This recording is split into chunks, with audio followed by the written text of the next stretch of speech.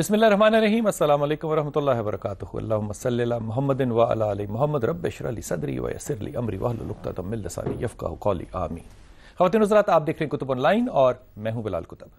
آج کا پروگرام آپ کے لیے دیکھنا اور خاص طور پہ ان نوجوانوں، لڑکے اور لڑکیوں کے لیے دیکھنا بڑا ہی اہم ضروری ہے جو ابھی شادی کے رشتے میں پڑے نہیں ہیں یا اگر پڑھ بھی چکے ہیں، جا بھی چکے ہیں اور وہ صاحب اولاد نہیں ہیں. یہ میں بڑی سنجیدگی سے بات اپنے بچوں کو اس لیے کہہ رہا ہوں کہ ہمارے ہاں نہ جو پڑھے لکھے نہیں ہیں ان کو علم نہ ہونا تو ایک بات ہے، ایک مصیبت ہے، لیکن جو پڑھے لکھے ہیں ان کو بھی علم نہیں ہے. یہ اتنا بڑا عذاب ہے کہ اس ملک میں اتنے ریسورسز نہیں. اور میں یہ بات جب آپ کو کہہ رہا ہوں، یہ میں بات اس لیے کہہ رہا ہوں کہ اس رمضان میں اسی بیماری کی جس پہ آج بات کریں گے کہ وہ وکٹم جو اس کے تھے ان کے لیے پیسے اکٹھے کرنا، خدا کی قسم میں آپ کو یقین دلاتا ہوں کہ جھولیاں پھلا پھلا کے، آنسو بہا بہا کے، لوگوں سے بھیک مانگ مانگ کے عذاب کر لیا اپنی جان پہ.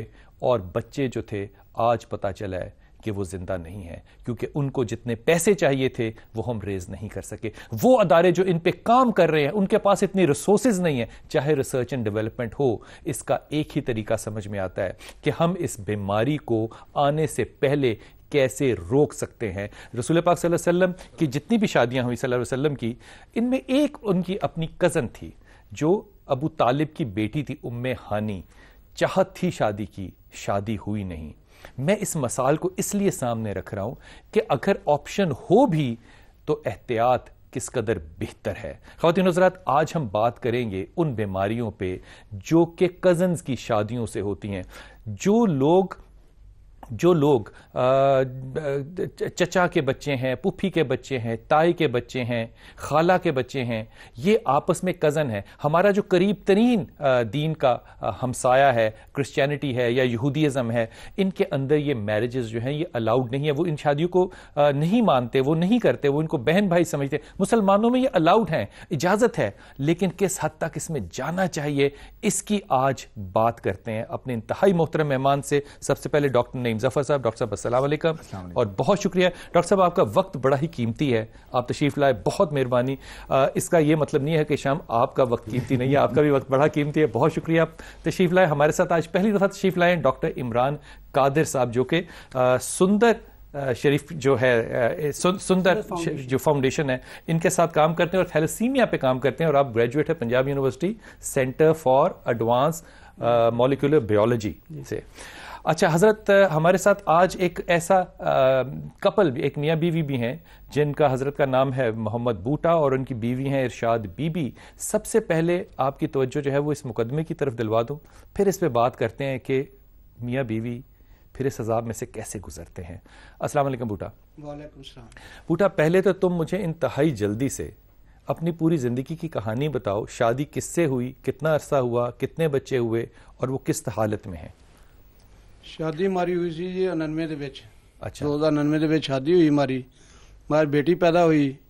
ਉਹ 15 ਦਿਨਾਂ ਬਾਅਦ ਅੱਲਾ ਨੂੰ ਪਿਆਰੀ ਹੋ ਗਈ. اچھا ਬਾਅਦ ਦੇ ਵਿੱਚ ਬੇਟਾ ਪੈਦਾ ਹੋਇਆ, ਸਮੀਉल्ला इसका नाम है. اچھا ਇਹਦਾ ਇਲਾਜ ਕਰਾਉਂਦੇ ਰਹੇ. کیا تھا اس کو؟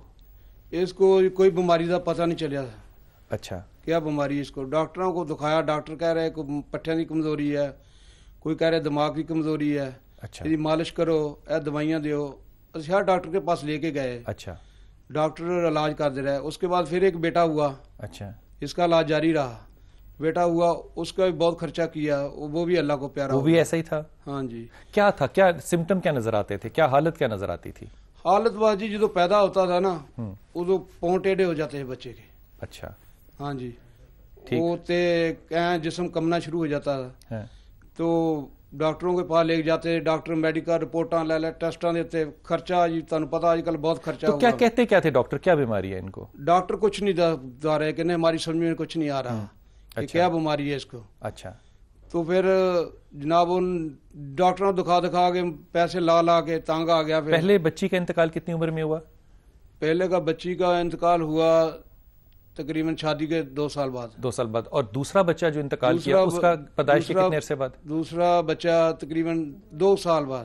یہ دوسرا بچہ تھا. یہ دوسرا بچہ. وہ تیسرا بچے کا انتقال ہوا. پھر چوتھا بچہ بھی ہوا. ہاں جی وہ بھی اللہ کو پیارا ہوا. آپ کو کسی نے یہ مشورہ نہیں دیا کہ بچے نہ پیدا کرو یا کیا بیماری ہے یا کیوں ایسا؟ کسی ڈاکٹر نے مشورہ نہیں دیا. یہ جب ڈاکٹروں کے پاس گئے تو مجھے ایک مثال دے سکتے ہو؟ مثلا کن ڈاکٹروں کے پاس گئے؟ محلے کے ڈاکٹروں کے پاس یا ہسپتالوں میں؟ ہاسپٹل میں جناب. لاہور کے؟ ہاں جی یہ مزدورانا ہاسپٹل نہیں ہے.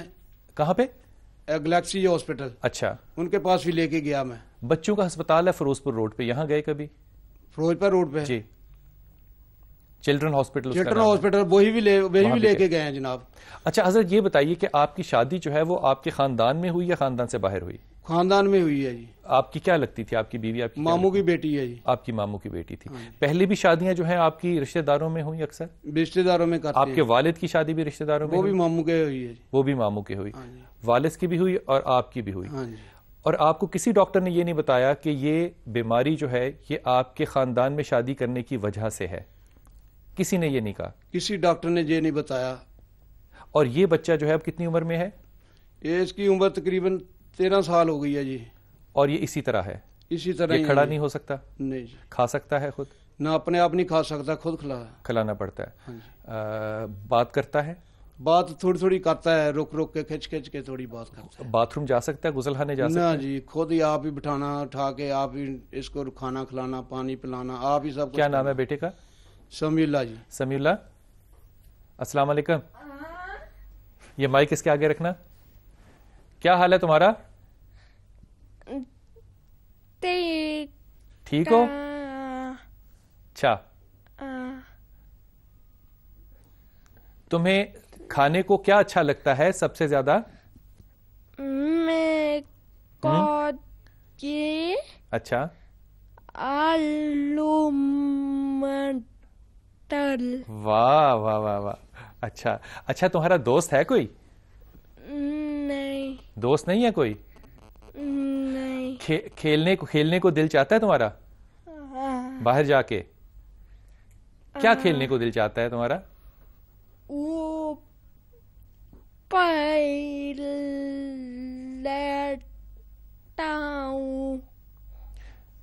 تم نے کبھی پتنگیں اڑائی ہیں، گڑیاں اڑائی ہیں؟ نہیں اڑائی ہیں. کرو گے؟ اڑاؤ گے؟ نہیں اڑاؤ گے.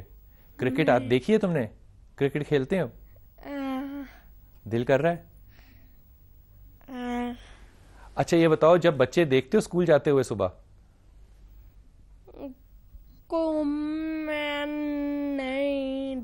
نہیں دیکھتا. کوئی کتاب پڑھنے کو دل چاہتا ہے تمہارا؟ نہیں. آپ اب اور بچے پیدا کرنا چاہ رہے ہو؟ جی نہیں. کیوں؟ کیونکہ خرچہ اتنا ہو گیا، قرضہ اتنا سر چڑھ گیا، خود بیمار ہو گیا، ہیپاٹائٹس کا مریض ہو گیا، دوائیاں کھا کر ٹیکے لوا لا کے تنگ آ گیا. ایک دن میں چلتا ہے بیڑے میں گر گیا، ابھی بیڑے چوٹ لگ گئی. بس اس کو سنبھال سکتا میں تھوڑا بہت کام کر کے. اب تم نے باتیں جو ہے نا غور سے سننی ہے. ڈاکٹر ظفر یہاں پہ یہ کہہ رہا ہے کہ میں اور بچے اس لیے نہیں پیدا کر رہا کیونکہ میری اپنی صحت ٹھیک نہیں اور میرے پیسے زیادہ لگ رہے ہیں. اس کو آج بھی نہیں پتا کہ میں یہ بچے کیوں نہ پیدا کروں اور اس کو آج تک یہ نہیں بتایا. جی مجھے پہلے تو یہ لوگوں کی اطلاع کے لیے بتائیے کہ یہ بیماری کیا ہے، کیوں ہے، اور پھر شاید اس پہ بھی جواب دینا چاہیے ہم سب کو مل کے کہ اس کو آج تک کسی نے کیوں نہیں بتایا کہ یہ کس مسئلے میں ہے. پہلی تو بات یہ کہ بیماری کیا ہے. جی جو ظاہر میں نے بھی اسے ایگزامن نہیں کیا، میں نے کچھ کاغذ دیکھے ہیں اور اس میں کوئی خاص تشخیصی ٹیسٹ مجھے نظر نہیں آئے. نہیں ہے. لیکن جو بیماری انہوں نے بتائی ہے اور جو دیکھنے میں لگتی ہے وہ پٹھوں کی کمزوری، مایوپیتھی ہم اسے بولتے ہیں. سو جس کا مطلب ہے کہ یہ ایک ایسی بیماری ہے جس میں کہ بچے کے جو مسلز ہیں، جو پٹھے ہیں، یہ کمزور ہوتے چلے جاتے ہیں، عمر کے ساتھ ساتھ کمزور ہوتے چلے جائیں گے. پرابیبلی ایک سٹیج پہ آ کے رک جاتے ہیں، اسی وجہ سے یہ بہتر حالت میں ہے. لیکن یہ ہے کہ وہ اتنے کمزور ہیں کہ وقت کے ساتھ ساتھ ان کی ویئر اینڈ ٹیئر بہت جلدی ہو جائے گی. اور اسی وجہ سے اگر آپ دیکھیں تو انٹیلیجنس اس کی متاثر نہیں ہے، لیکن زبان کی ادائیگی میں مشکل آ رہی ہے. اس کی زبان بھی مسئلہ ہے. تو یہ مسائل انہیں ہیں. جو آپ کا سوال ہے کہ اس کی تشخیص کے حوالے سے ہمارے پاس ایک تو بہت زیادہ کچھ وہ ٹیسٹ شاید اویلیبل بھی نہیں ہے. کچھ ٹیسٹ کرائے بھی نہیں جاتے اور اتنی باریکی میں نیورولوجی کے ٹیسٹ یہاں پہ موجود نہیں ہے. اس کے باوجود کلینکلی ڈائگنوزز کافی نزدیک حد تک پہنچ جاتا ہے. ہم ایگزیکٹ جس طرح کہتے ہیں نا جین پہ پن پوائنٹ نہیں کر سکتے لیکن ہم بیماری بتا سکتے ہیں کہ کیا اس وجہ سے ہے. وہ جو انہیں نہیں علم اس بیماری کا, اس میں میرا خیال ہے ڈاکٹروں کی ایک اور بڑی کمزوری ہے, وہ ہے کمیونیکیشن کی فقدان. ٹھیک, ہم اس طریقے سے ان کو سمجھا نہیں سکتے. صحیح. دوسری بات یہ ہے کہ یہ انفارچونیٹ انسیڈنس ہے ان لوگوں کے ساتھ, کیونکہ یہ بیماری عام طور پر 4 بچوں میں سے کسی ایک میں ہوگی, and it is on a flip of a coin, کہ کسی کو بھی ہو سکتی ہے, چانس پر ہے, چانس پہ ہے, ہر 4 میں سے ایک کا چانس ہے. ان کی بدقسمتی یہ ہوئی کہ وہ ہر دفعہ وہی کوئن آیا, مطلب چاند کبھی نہیں آیا, تارا ہی آیا. سو وہ ان کی ایک بدقسمتی ہے, اور یہ ابھی بھی اسی لیے چانس لے رہے ہیں کیونکہ موسٹ لائکلی انہیں کسی نے بتایا ہے کہ still have a 3 in 1 chance کے ہو بھی جائے نارمل, اور نارمل ہو بھی جاتا ہے. لیکن وہی والی بات کہ اس سٹیج پہ کیا انہیں یہ رسک لینا چاہیے یا نہیں لینا چاہیے, یہ بہت بڑا سوال ہے جو کہ اس شخص سے بھی پوچھوں گا. ڈاکٹر عمران, آپ تھیلیسیمیا میں ڈیل کرتے ہیں, یہ بھی بیماری جو ہے یہ خاندانی ہے, جس کو ماروسی بیماری بھی کہتے ہیں, جینیٹیکل ہے, اور یہ کزن میرج کی وجہ سے. ان پہ تھوڑی سی روشنی ڈالیے گا کہ پاکستان میں آپ کون کون سی بیماریاں دیکھتے ہیں جو کہ کزن میرج کی وجہ سے ہوتی ہیں؟ سر جہاں تک انہیریٹڈ ڈسارڈرز یا جو وراثتی بیماری ہیں ان کا تعلق ہے, اس میں بہت سی بیماری ہیں, جیسے تھیلیسیمیا ہے. تھیلیسیمیا سے مراد ہے کہ خون جسم نہیں بناتا, بیسیکلی بلڈ ڈسارڈر. اس میں ایک پروٹین ہوتی ہے جس کو ہم ہیموگلوبن کہتے ہیں, اس کا ڈیفیکٹ ہوتا ہے, اس کی چین کا ایک ڈیفیکٹ ہوتا ہے, جو کہ اگر فادر میں بھی ہو اس جین کے کیریئر اور مدر میں بھی ہو تو ڈیفینیٹلی وہ پاس آن ہو جاتا ہے ٹو آف اسپرنگ, یعنی بچے کی طرف چلا جاتا ہے. اس کے علاوہ ہیموفیلیا ایک بلیڈنگ ڈسارڈر ہے, وہ بھی ایک کامن ڈسارڈر ہے پاکستان میں, ہیموفیلیا اے, ہیموفیلیا بی. اس کے علاوہ بہت سی وولنربل ڈیزیز ہے, پلیٹلیٹس فنکشن ڈیفیکٹس ہیں. یہ تمام جو ہیں یہ انہیریٹڈ ڈسارڈر ہیں جو کہ والدین سے بچوں میں ٹرانسفر ہوتے ہیں. جہاں تک اس بچے کا تعلق ہے, میں سے کہتا ہوں جیسے والدین سے ہوتے ہیں, ضروری نہیں ہے کہ کزن ہو, کیریئر ہو تو ہو سکتا ہے. ہمیں کزن میرج کو ڈسکریج نہیں کرنا چاہیے بالکل. ہمیں یہ چاہیے جیسے کہ اس بچے کا کیس ہے کہ اس کو مسکولر ڈسٹرافی ہے, مسل اس کے کام نہیں کر رہے, تو ہمیں یہ چاہیے کہ ہمارے پاس ایک آپشن ہوتی ہے. اگر جیسے ڈاکٹر صاحب نے بتایا کہ لیک آف کمیونیکیشن کی وجہ سے یہ پرابلم آئی ہے, اگر فرسٹ یا سیکنڈ اس کا جو بچہ تھا جس کو یہ ڈیفیکٹ تھا, اگر یہ پراپر ایک کنسلٹنٹ ڈاکٹر مطلب جو اس سے ریلیٹڈ ڈاکٹر ہے اس کے پاس جاتا ہے, اگر وہ فردر اس کی ایکسٹینڈیڈ ٹیسٹ کروا لیتے. جیسے اب ہمارے پاس ایک ٹیسٹ اویلیبل ہے پری نیٹل ڈائگنوسس CVS, یہ پیدا ہونے سے پہلے کا ٹیسٹ ہے, پیدائش سے پہلے کے 9 سے 11 ہفتے کے دوران ہم کروا سکتے ہیں. پاکستان میں پاکستان میں اویلیبل ہے, اور اچھے جو انسٹیٹیوٹ ہیں جیسے سندس فاؤنڈیشن ہے, وہاں پر بھی یہ ٹیسٹ اب سٹارٹ ہونے لگا ہے, نہ صرف تھیلیسیمیا کے لیے بلکہ ایسے ڈسارڈرز کے لیے بھی ہم پلان کر رہے ہیں. اچھا, وہ ٹیسٹ جو ہے وہ ماں کے پیٹ کے اندر ہی آپ کو بتا دے گا کہ بچے کو خون کی بیماری ہوگی یا نہیں ہوگی, نہ صرف خون یا مسکولر ڈس آرڈر ہوگا یا نہیں ہوگا. لیکن اگر شادی میں جانا چاہتا ہے کپل, تو اس کو پہلے کیا ٹیسٹ کرانے چاہیے؟ یہ ہمارے پاس کوئی ٹیسٹ اویلیبل ہے؟ نہیں سر, انفارچونیٹلی پاکستان میں ایسا کوئی نہیں ہے ٹیسٹ, لیکن یورپین کنٹریز کو اگر ہم دیکھیں وہاں پہ انہوں نے ایک جین بینک بنایا ہوا ہے. جیسے ہم بلڈ بینک بناتے ہیں, انہوں نے کیا کیا, بچہ جیسے ہی پیدا ہوتا ہے اس کے وہ بلڈ سیمپل لیتے ہیں, اس کے وہ جینز جو ہوتے ہیں ان کو سیو کر لیتے ہیں, اور ان کو پریڈکٹ کر لیتے ہیں کہ جی فلاں ایج میں اس کو یہ بیماری ہو سکتی ہے. ایون کہ وہ ڈائبٹیز کو بھی پریڈکٹ کر دیتے ہیں, بلڈ کینسر کو, بریسٹ کینسر کو, پروسٹیٹ کو, اس طرح کے جو ڈسارڈرز ہیں ان کو پریڈکٹ کر دیتے ہیں, پیشنٹ کو ہی کرتے ہیں. ڈاکٹر صاحب اس پہ میں دوبارہ آؤں گا, لیکن ڈاکٹر صاحب ایک سوال چھوڑ کے جا رہا ہوں, صرف وقفے پہ آؤں گا تو واپس آؤں گا. یہ خواتین حضرات چھوٹا سا وقفہ لیجیے, واپس آتے ہیں, لیکن ایک ایمانداری سے بات کہہ کے جا رہا ہوں, اور اس پہ ضرور سوچئے گا, کیونکہ میرے اس طرف ظفر صاحب بیٹھے ہیں اور ان کی موجودگی میں کہہ رہا ہوں, خدا نہ خواستہ جس بچے میں یہ بیماری ہو, یا تو وہ 25-30 لاکھ روپیہ صرف کرے اور پھر اپنا بون میرو کرائے, یا وہ ساری زندگی اس بچے کا بلڈ ٹرانسفیوژن کرائیں, بلڈ باہر سے لگوائیں.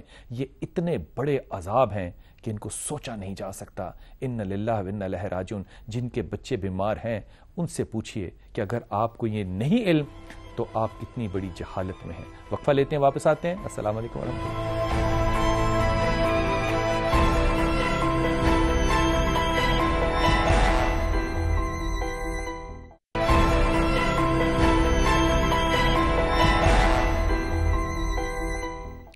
बिस्मिल्लाहिर्रहमानिर्रहीम। ख़वातीन हज़रात, मैं इस बात पे इतना ज़्यादा आपसे कन्विंसिंगली इसलिए कह रहा हूँ कि खुदा का खौफ करें इसमें जाने से पहले। डॉक्टर साहब, इस रमज़ान में बहुत से ऐसे बच्चे जो कि थैलेसीमिया के पेशेंट थे, उनका बोन मैरो जो है वो NIBD national institute of blood transfusion, doctor Tahir शमसी थे हमारे साथ, वो आते रहे। और यकीन कीजिए, मैंने उस डॉक्टर ताहिर शमसी से बड़ा भिखारी नहीं देखा जो हर शख्स से कहता था मुझे भीख दो, बच्चे की जान मंगानी है, मुझे भीख दो, बच्चे की जान बचानी है।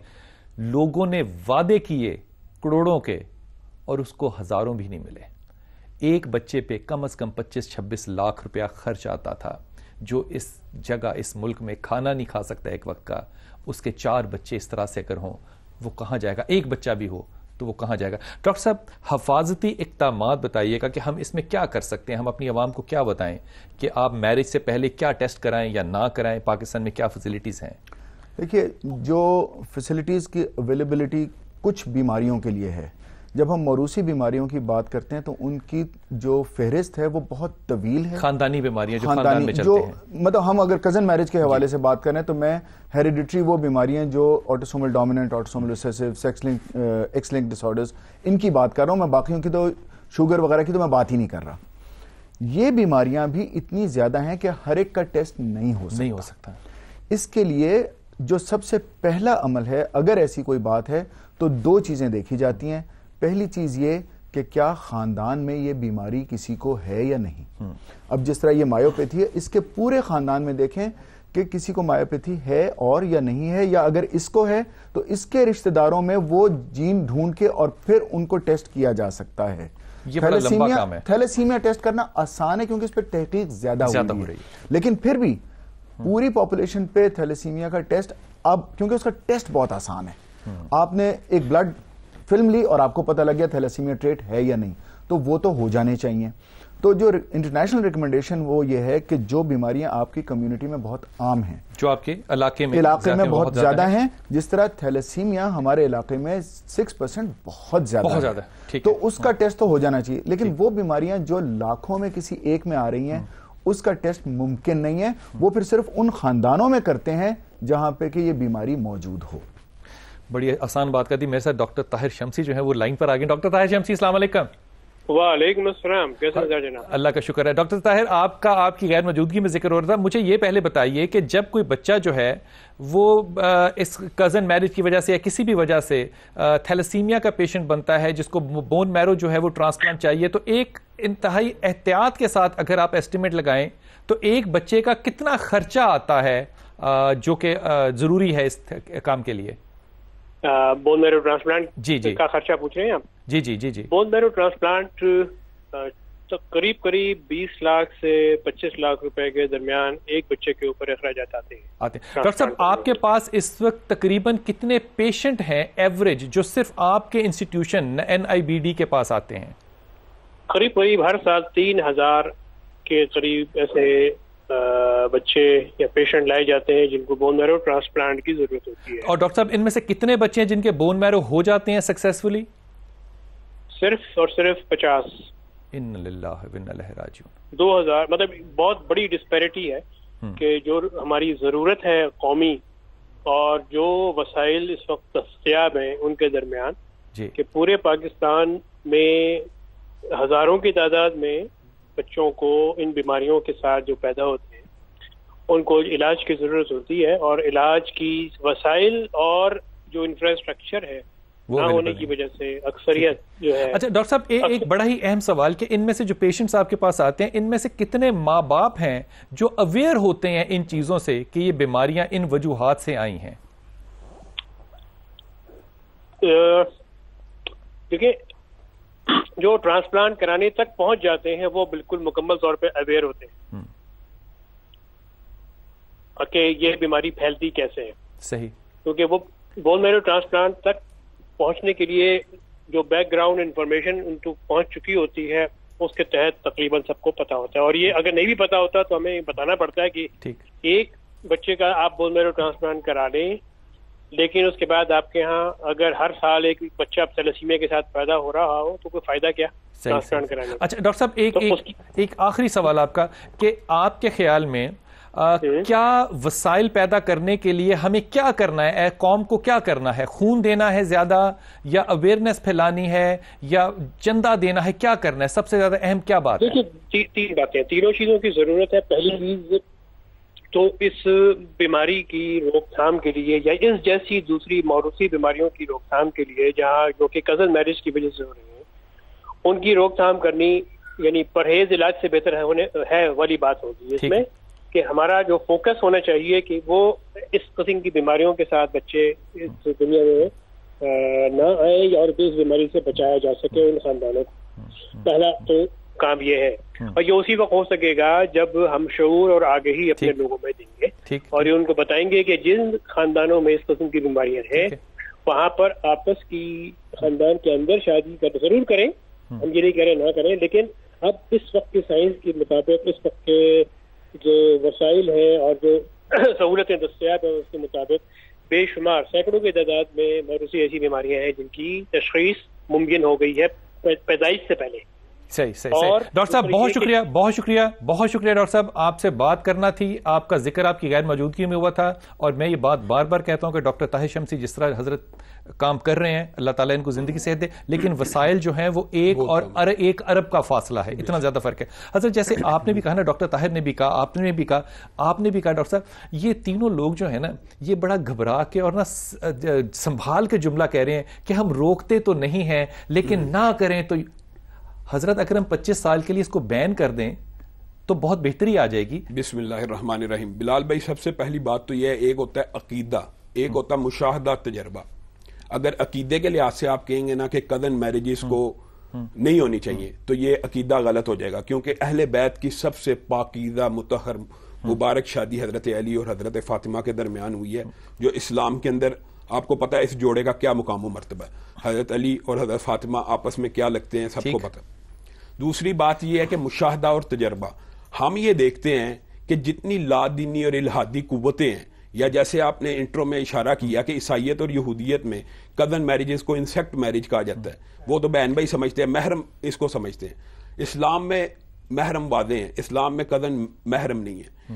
اگر ہم یہ جینونلی یہ سوچتے ہیں اور سمجھتے ہیں کہ آیا ان کی یہ جو تحقیق ہے کہیں اسلام دشمنی کے اوپر، کہیں تعصبانہ، کہیں ان کے اندر اسلامک لاز کو کنڈیم کرنے یا اس کے خلاف ایک کوئی ایسی اگریشن تو نہیں ہے. میں اس کی ایک مثال دیتا ہوں. آپ کے سامنے برطانیہ کی مثال ہے، وہاں پہ مرد کی مرد سے شادی کی اجازت ہے، عورت کو عورت سے اجازت ہے، لیکن کزن نہیں. لیکن فلپ ڈیوس قرارداد پیش کر رہا ہے کہ کزن میرجز کے اوپر پابندی لگائی جائے. تو یہ تو سراسر رویہ متعصبانہ ہے. کہنے کا مطلب یہ آپ نے ڈاکٹر حضرات کی گفتگو سنی، آپ نے علامہ صاحب بڑا اعلیٰ نقطہ اٹھایا ہے کہ مرد اور عورت شادی کر سکتے ہیں، کزن نہیں کر سکتے، تو اس کا کیا معنی ہے؟ لیکن میرا سوال میں یہ کہتا ہوں کہ انہوں نے جس طرف اشارہ کیا نا وہ بہت اہم ہے. یہ دیکھیں، یہ مسلمان ہیں، ان کی رائے دیانت دارانہ ہے. انہوں نے کہا مشاہدہ کریں کہ جس خاندان کے اندر یہ بیماری چلی آ رہی ہے اس کے اندر اگر ڈاکٹر اس خاندان کے بچے اور بچی کو رائے دیتا ہے کہ آپس میں شادی نہ کرو، اس کی رائے ڈاکٹر کی معتبر ماننی چاہیے. حضرت یہاں پہ یہ بھی معتبر بات ہو سکتی ہے کہ ہمارے ہاں جو علماء کرام ہے جب وہ نکاح پڑھا رہے ہوں تو وہ بھی اس مشاہدے کو مد نظر لائیں اور وہ نکاح ہی نہ پڑھائیں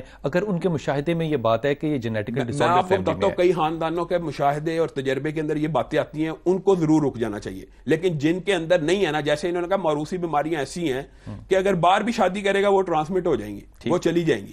لیکن اصل بات یہاں پہ آ گئی، ہم عقیدتاً اس کو کبھی بھی نجائز نہیں کہہ سکتے، یہ اسلام میں حلال ہے. لیکن پریونشن کے طور پہ ڈاکٹر مستند ڈاکٹر ہو، اس کے اندر اسلامی شریک دار ہو اور وہ اسلام کے بارے میں باعث نہ ہو، وہ رائے دے کہ ہاں تمہیں آپس میں شادی نہیں کرنی چاہیے، تو اس کی رائے کا اعتبار کرنا. ڈاکٹر صاحب آپ کی دانش میں، آپ کے تجربے میں دونوں سے پوچھوں گا، کیا آپ کو ایسا تجربہ لگتا ہے کہ جن جگہوں پہ مسلمان زیادہ ہیں وہاں یہ بیماریاں کمپیریٹیولی زیادہ ہیں جہاں پہ مسلمان نہیں ہیں؟ کبھی تجربے میں ایسی بات آتی ہے؟ سر ایکسپیرینس تو ہمارا یہ بتاتا ہے، جیسے ہم پٹھان فیملی کو کہہ دیتے ہیں، راجپوت فیملی میں کہہ دیتے ہیں، ان میں زیادہ تر یہ ٹرینڈ ہے کہ وہ آؤٹ آف فیملی نہیں جاتے. تو یہاں پہ دیکھا گیا ہے کہ ان میں تھیلیسیمیا، نہ صرف تھیلیسیمیا بلکہ ایون کہ ڈائبٹیز، کینسر، بلڈ کینسر بھی ان میں نوٹ کیا گیا کامن ہے، زیادہ جی کامن. اس کے علاوہ میں ایک ایگزامپل دینا چاہوں، بریڈ فورڈ میں ایک ایکسپیریمنٹ ہوا تھا، یا انہوں نے اپنے ایک مشاہدے میں بات لائے ہیں کہ وہاں پہ 75% جو پاکستانی پاپولیشن وہاں پہ بس رہی تھی، ان میں جو آپس میں شادی کا رجحان تھا, فرسٹ کزن میں رجحان تھا, ان میں انہوں نے دیکھا کہ 10,000 میں سے جو 366 کے قریب جو تھی وہ ڈیفیکٹڈ برتھ ڈیفیکٹ کے ساتھ پیدا ہوئے تھے.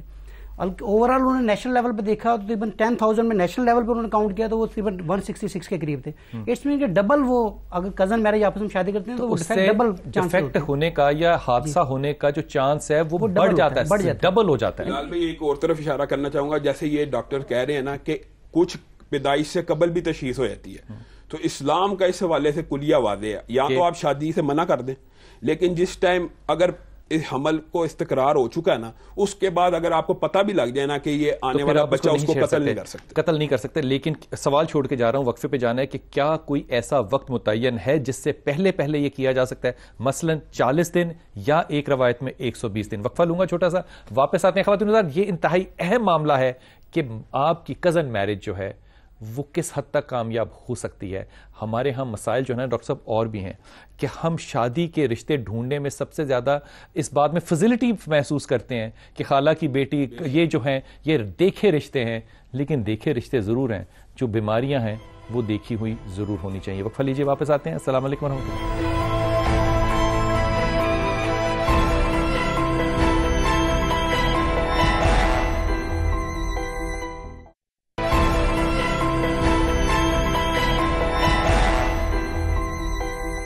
بسم اللہ الرحمن الرحیم. خواتین حضرات, اگر آپ اس معاملے میں اپنی کوئی مدد نہیں کر سکتے, اس معاشرے میں کچھ بھی کنٹریبیوشن نہیں کر سکتے, تو کم از کم ایک کام تو آپ کر سکتے ہیں کہ سال میں 2 دفعہ یا 3 دفعہ آپ بلیڈ ضرور ہوئے, ان کے خون کا عطیہ ضرور دیں. حضرت آپ پہ سوال چھوڑ کے گیا تھا کہ اگر 40 دن بخاری شریف یا 120 دن, دونوں روایتیں, اگر اس کے درمیان میں تشخیص ہو جائے تو کیا پھر ممکن ہے؟ بسم اللہ الرحمن الرحیم. بلال بھائی, اصل بات یہ ہے کہ جو شریعت میں اجازت ہے وہ یہاں تک دی جا سکتی ہے کہ کزن اور میریجز کے اوپر ڈاکٹر تشخیص کر دے کہ اس کے ماں باپ بھی کزن تھے, یہ پھر کزن شادی ہو رہی ہے, یہ نہ کی جائے, ان کے خاندان میں بیماری ہے. لیکن جب استقرار حمل ہو جائے تو شریعت میں کسی قسم کی اجازت نہیں کہ اس کو قتل کیا جائے, چاہے وہ 40 دن سے پہلے بھی ہو. پکی ہو جائے کہ یہ بیمار ہوگا بچہ, اس معاشرے پہ بوجھ ہوگا, یہ اپنی زندگی بھی نہیں سنبھال سکتا. اللہ تعالیٰ پھر بھی واضح نصوص جب آ جائے نا کہ جو پیدا ہونے والا جس جان نے اس کو قتل نہیں کیا جا سکتا. لیکن حضرت ابھی تو اس میں روح 40 دن میں یا 120 دن میں پھونکی نہیں گئی نا. میں آپ کو بتاتا ہوں کہ اس بارے میں جو اختلاف, آپ جو 40 دن کی روایات کہہ رہے ہیں نا, جس دن استقرار حمل ہو جاتا ہے نا, بعض روایات اس کی طرف بھی نشاندہی کرتی ہے کہ اسی دن سے اس کے رزق موت لکھا جاتا ہے. جو 40 دن والی روایات ہیں وہ ایکسٹینڈڈ فارم ہیں, لیکن جب حمل کا نشاندہی اول تو پہلے دوسرے دن تو ہوتی ہی نہیں, آخر 15-20 دن گزرنے کے بعد ہی پتہ لگتا ہے نا کہ یہ عورت پریگننٹ ہے یا نہیں ہے. جس ٹائم پتہ لگ جائے نا, اس کو اسلام میں, شرعی اسلام میں کہتے ہیں استقرار حمل. استقرار کا مطلب ہوتا ہے جہاں پہ قرار پا جائے, کوئی سیل حمل ٹھہر گیا, اس کے بعد اس کو گرایا نہیں جا سکتا. شریعت میں اس کی کسی صورت میں کسی طور پہ اجازت موجود نہیں ہے. اس پہ کوئی راستہ نکالتے ہیں مسلمان آپس میں اجتہاد کر لیں؟ رائے موجود ہی نہیں ہے, اجتہاد بھی نہیں ہو سکتا. میں آپ کو ایک بات بتاتا ہوں, نبی کریم صلی اللہ علیہ وسلم کے سامنے ایک مقدمہ لایا گیا, اور عورت کیا تھی, معاذ اللہ, یعنی بچہ بھی ایسا تھا جو حرام کا تھا. نبی کریم صلی اللہ علیہ وسلم نے حرام کا بچہ نہیں گرایا, حالانکہ سب سے زیادہ اجازت تو ایک حرام کے بچے کو گرانے کی, اور ہمارے معاشرے میں سب سے جلدی حرام کا بچہ گرایا جاتا ہے. اسلام اس کو قتل کہتا ہے. اچھا, وہ جب زندہ ہے. حضرت اگر میں نے آپ کی بات ہی مان لی, ہم سارے مسلمان مل کے اس پہ ایک اجتہاد کیوں نہیں کر سکتے؟ کر سکتے ہیں اگر کوئی علماء کی کمیٹی بیٹھے, لیکن جو واضح نصوص ہوتی ہے نا, اجتہاد کا نعرہ تو بڑا لگتا ہے, لیکن واضح نصوص کے اوپر اجتہاد بھی نہیں ہو سکتا. جس کے اوپر اللہ اور رسول کا حکم آ جائے نا, اس کے اوپر اجتہاد کا دروازہ نہیں کھلتا. اجتہاد کا دروازہ کھلے گا جہاں پہ اللہ اور اللہ کے رسول کا حکم واضح نہیں ہے. ٹیسٹ ٹیوب بیبی ہے, واضح نہیں ہے, علماء نے اجتہاد کیا, ہاں میاں بیوی کروا لیں. اجتہاد اس پہ بھی تو ہو سکتا ہے کہ ایکسٹینڈڈ حدیثیں جو ہیں وہ جگہ دیتی ہیں, وہ سپیس دیتی ہیں, یہ بھی تو ہو سکتا ہے. لیکن میں آپ کی توجہ اس طرف مبذول کروانا چاہتا ہوں کہ قتل اور بیماری کے ساتھ زندہ رہنا, ان دونوں میں سے کس کو آپ فضیلت دیں گے؟ قتل کو. بتائیں, کیا کسی بیمار آدمی کو قتل کر دینا چاہیے آپ کے خیال میں؟ بالکل نہیں کرنا چاہیے. بس بات یہ ہے, سیدھی بات. جو میں اگر وہی بات کروں گا, ہم لوگ میڈیکل حوالے سے, اور ہمارے سامنے بھی بہت سارے اسلامی ممالک کی مثالیں موجود ہیں جہاں پہ کہ اگر جو بچہ پیدا ہونے والا ہے, اگر اس کے اندر کوئی ایسا ڈیفیکٹ ہے جو برتھ ڈیفیکٹ کیوربل نہیں ہے اور جو اس کو ڈسیبل کرے گا شدید, تو اس پہ اجازت ہے حمل گرانے کی. کسی جگہ نہیں ہے. اب واللہ عالم, ہمارا علم محدود ہے, لیکن یہ کئی ممالک اور خاص طور پہ الازہر کی طرف سے بھی یہ بات کی جاتی ہے کہ یہ اجازتیں ہیں, لیکن اس کے لیے شرط ہے. ڈاکٹر صاحب, وہ ہماری اجازت نہیں ہوتی, وہ علماء کی اجازت وہ ماں باپ کی دونوں کی رائے بہت امپورٹنٹ ہے کہ کیا وہ گرانا چاہتے ہیں. ہم ان کو اوپن آپشن دے دیتے ہیں. ڈاکٹر صاحب یہاں پہ میں بڑی ادب کے ساتھ, میں آپ کی بات کو بالکل بھی چیلنج نہیں کر رہا, بڑی ادب کے ساتھ ہمارے یہاں الازہر کا بھی اگر فتویٰ ہونا تو ہم اس کو اپنی مسلک کے ساتھ جوڑ کے دیکھیں گے, اگر وہ ملتا ہے تو ہم اس کو مانیں گے, ورنہ ہم اس کو نہیں مانیں گے. یہ مسائل ہیں, اس لیے میں اس بات کو نہیں کھول رہا. لیکن یہ مسلکی مسئلہ نہیں ہے, یہ مسئلہ کی ٹھیک ہو, مان لی بات. حضرت یہ فرمائیے کہ یہ جو بیماری ہے خون کی, تھیلیسیمیا کی, کہ خون نہیں بن رہا, بون میرو کرنا پڑتا ہے, یا آج کل ہم ڈاؤن سنڈروم کے بچے جسے کہتے ہیں آدھا جین جس میں کم آ گیا, یہ بچے ہم زیادہ دیکھتے ہیں, پہلے بہت کم ہوا کرتے تھے. تو کیا پرسنٹیج ہمارے معاشرے میں بڑھ رہی ہے ان بیماریوں کی؟ نہیں, ایک تو ڈاؤن سنڈروم میں وہ آدھی جین نہیں ہوتی, ایک جین ایکسٹرا ہوتی, اور وہ جو ٹرو سینس میں موروثی بیماری نہیں ہے, وہ ہیریڈیٹری نہیں ہے, وہ ایک ایکسٹرا جین کسی وجہ سے, ماں کی عمر کی زیادتی کی وجہ سے یا کسی اور وجہ سے آ رہی ہے. آپ کا جو سوال ہے اس کی روح یہ ہے کہ کیا یہ بیماریاں بڑھ رہی ہیں پہلے کے نسبت. میں یہ کہوں گا کہ ان بچوں کی ایک واضح تعداد جو پہلے پیدائش کے فوراً بعد مر جاتی تھی وہ اب زندہ رہ رہی ہے. یہ بات بھی ہے. سو وہ بچے اب ان کی تشخیص زیادہ ہو گئی ہے, اور وہ اب اگر یہی بچہ پہلے 3-4 مہینے میں فوت ہو جاتا تو کچھ نہیں تھا, ڈیٹا میں نہ آتا, تو اس میں ڈیٹا میں کہیں نہیں تھا نا. انہوں نے یہ کہنا 3 مر گئے, چوتھا بھی مر گیا. اب یہ ہمارے سامنے ایک مثال ہے, یہ اس وقت بچ گیا, لہٰذا ہمارے سامنے یہ چلتا آ رہا ہے. اسی طرح بہت ساری موروثی بیماریاں ہیں جن کی امیڈیٹلی, ایون تھیلیسیمیاز کے اگر آپ دیکھیں تو تھیلیسیمیا اتنا اچھا علاج ہے. بون میرو تو ہم آج کی بات کر رہے ہیں, میں پرانے زمانے کا ڈاکٹر ہوں, جس زمانے میں بون میرو نہیں ہوتا تھا, ہم اس زمانے میں بھی جن بچوں کو لگاتار بلڈ ٹرانسفیوژنز اور کیلیشن تھراپیز تھیں وہ آج جوان ہیں اور اپنے بچے پیدا کر رہے ہیں. سو ایسی بات نہیں ہے, یہ چیزیں مطلب ارتقائی عمل ہے, لیکن بچے بچ رہے ہیں زیادہ, اس لیے زیادہ. بڑی اچھی بات کی. آپ مجھے یہ بتائیے بوٹا کہ آپ اور بچے پیدا کرنا چاہتے ہیں؟ بچے پیدا کرنے چاہتے تھے, مگر یہ حالات دیکھ کے دل نہیں کر رہا کہ ایسا کرے. ارشاد بی بی, تمہارا کیا دل کہتا ہے؟ نہیں, پاس کرو اس کو. ہاں جی, تمہارا دل کیا کہتا ہے؟ سر اب آگے تو بیٹا اس کو قریب کرو. ہاں جی, یعنی کہ کوئی فائدہ ہی نہیں ہوتا. ایک تو سیزیرین ہوتے تھے, آپریشن سے ہوتے تھے سارے بچے سیزیرین ہوئے. ہاں جی, یہ نارمل ہوا تھا. اچھا, باقی سب سیزیرین ہوئے تھے, تو فائدہ ہی کوئی نہیں ہوتا تھا. خود بھی بیمار ہی رہنا 5-6 ماہ, ظاہر ہے تکلیف بھی ہوتی تھی, اور اوپر لاگت بھی اتنی آتی تھی, ہاسپٹلس کا بھی اتنا خرچہ آتا تھا. مجھے بڑی ایمانداری سے دل سے بات بتانا, تم بچے اور پیدا کیوں نہیں کر رہی؟ کیونکہ لاگت زیادہ آ رہی ہے, یا تمہیں یہ سمجھ میں آ رہا ہے کہ یہ بیمار پیدا ہوں گے؟ ہاں جی, مجھے یہی سمجھ میں آتا ہے کہ جب بچے بیمار پیدا ہوتے ہیں تو میں آئندہ سے کوئی فیصلہ نہ لوں. کیا تم نے اپنی یہ سارے تجربے میں سے, اتنے تکلیف میں سے تم گزری ہو, تم نے اپنے خاندان میں اور بچیوں, لڑکیوں اور لڑکوں کو سمجھایا یہ کہ کزن میرج ابھی 1-2 نسلیں نہ کریں؟ جی, میں نے آگے سب کو بتایا ہے. بوٹا؟ جی سر. تم نے اپنے بھائیوں کو, بچوں کو ان کے آگے بتایا, ان کو تعلیم دی کہ تم اس حادثے میں نہ پڑنا, خاندان سے باہر شادی کرنا؟ جی, میں نے رشتہ داروں کو اور رشتہ داروں سے باہر بھی جو دوست ہیں ان کو بھی سمجھایا رشتہ داری میں شادی نہ کرنا, باہر کرنا. آخری جملہ, کیا ان کو یہ سمجھ میں آتی ہے کہ اگر جٹ برادری جو ہے وہ ملکوں میں شادی کر لے گی تو کوئی قیامت نہیں آ جائے گی؟ وہ یہ سمجھ نہیں آتی, ملکوں میں نہیں جٹوں میں شادی کریں گے, مگر اور جگہ کریں گے کہتے ہیں. جی آپ. جی, السلام علیکم بلال بھائی. بلال بھائی, میں آپ کی بہت بڑی فین ہوں. سب سے پہلے تو یہ میرے بھائی ہیں اور یہ میری بھابھی ہیں, وہ میرا بھتیجا ہے. 3 بھتیجیاں آلریڈی فوت ہو چکے ہیں, کرائے پہ رہتے ہیں, ان کا کوئی وسیلہ نہیں ہے. بھائی کو ہیپاٹائٹس ہے 10 سال سے پچھلے, کوئی ان کا ذریعہ نہیں ہے, کرائے پہ رہتے ہیں, اپنا مکان ہے. اس بچے پہ 10-15 لاکھ روپے, جب سے یہ بچے سٹارٹ ہوئے ہیں نا, ہم لوگ لون لے کے, قرض لے کے رشتہ داروں سے تو اکتا گئے ہیں. ان کے سر پہ 15 لاکھ روپیہ قرض ہے, اور گھر پہ اوپر چھت بھی نہیں ہے سر چھپانے کے لیے. میری آپ کے پروگرام کے تھرو اپیل ہے مخیر حضرات سے, آپ نے رمضان میں بھی, ساحر بھائی کے شو میں بھی کافی لوگوں کی ہیلپ کی آپ دونوں نے, بہت ہمیں اچھا لگا. عوام نے, ایک یاسمین بہن تھی ہماری, ان کو مداوا فاؤنڈیشن نے ان کو بھی گھر دیا تھا. تو میری آپ کے پروگرام کے تھرو اپیل ہے JDC سے, جو بھی مداوا جو بھی کرتے ہیں مخیر حضرات, کیونکہ گورنمنٹ کے پاس ہم کئی دفعہ جا چکے ہیں لیکن انہوں نے ہماری بات نہیں سنی. سعود مجید صاحب ہیں ان کے سیکٹری ڈسیبل پرسنز کے. انہوں نے کچھ نہیں مطلب کہ کیا. یہ میں آپ سے بڑے ادب سے اور ہاتھ باندھ کے سارے لوگوں سے کہہ رہا ہوں, یہ میرے ہاتھ بندے پہلے دیکھ لیں. یہ ذاتی لوگ جو ہے نا, یہ کام اگر کریں نا تو یہ فردن بڑا کم کام ہوگا. میں یہ ذاتی تجربے سے کہہ رہا ہوں. ڈاکٹر صاحب 100 ٹیلی فون کال آتی ہے نا, ان میں صرف 2 لوگ ہیں جو کہ اپنا وعدہ پورا کرتے ہیں. 98 لوگ فون اٹھاتے ہی نہیں ہیں, وہ صرف اپنی آواز سننا چاہتے ہیں. لیکن یہ معاملہ ساری دنیا کے اندر جو ہے, یہ سعود مجید صاحب آپ کو ہدیتاً پیش کر رہا ہوں, یہ آپ کا ذمہ ہے, کیونکہ آپ کو یہ معاملہ جو ہے وہ دیا گیا ہے. اگر آپ کے والد اتنی مدد لوگوں کی کرتے تھے, سعود صاحب آپ کو بھی مدد کرنی ہے. اگر والد نہ بھی کر رہے ہوتے پھر بھی یہ ذمہ آپ کا تھا, کیونکہ آپ کو ایک کرسی ملی ہے.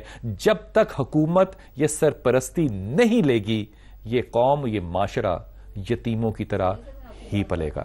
اپنی دعاؤں میں یاد رکھیے گا, اور اس بات پہ جو آج ہم نے کی ضرور سوچیے گا. السلام علیکم ورحمۃ اللہ.